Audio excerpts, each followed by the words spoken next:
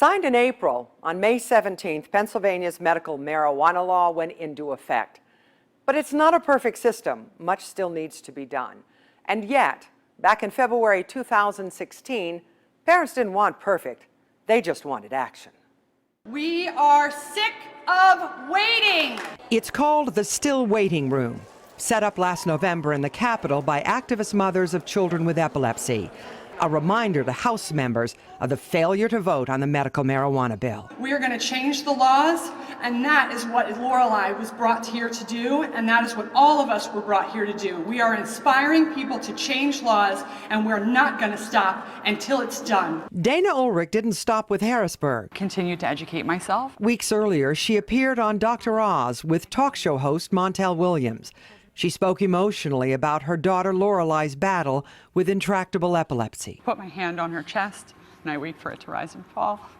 Before I can do anything, I need to make sure that my child is still alive. Montel Williams uses medical marijuana for chronic pain from multiple sclerosis. Because I wanted to end my pain. He had met Ulrich at a rally in Harrisburg in 2015. Please, Dana, keep doing it. A number of other families she's going to help. And Mehmet, what you have to understand is that the law is changing.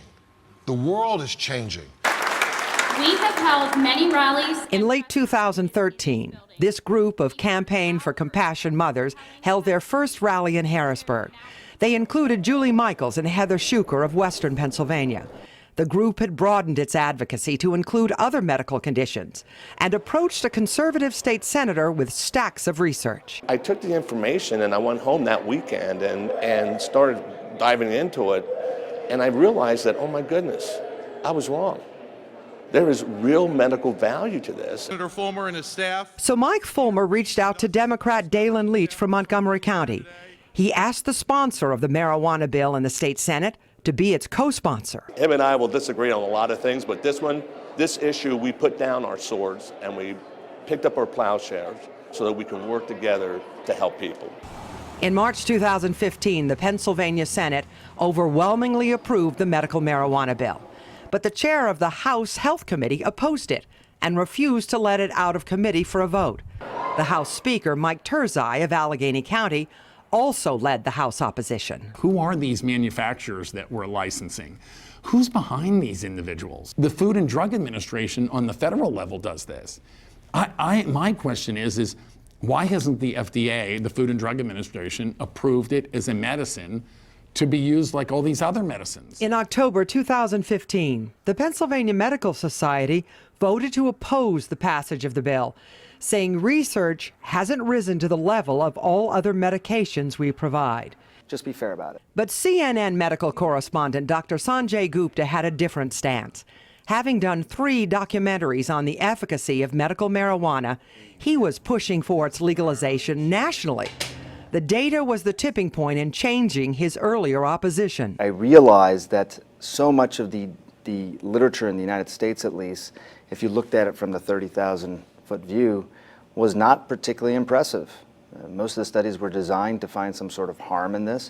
Dr. Gupta says independent labs and even labs outside the country told a different story. But the Pennsylvania Medical Society did agree with him on one thing.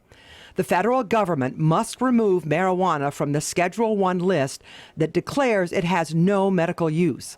That hinders it from being researched in federally funded studies. In the meantime, we have documented cases that are of unquestionable validity and certainty to let us know that benefits are derived from medical marijuana. And Allegheny County's world-renowned forensic pathologist, Dr. Cyril Wecht, favored state legalization.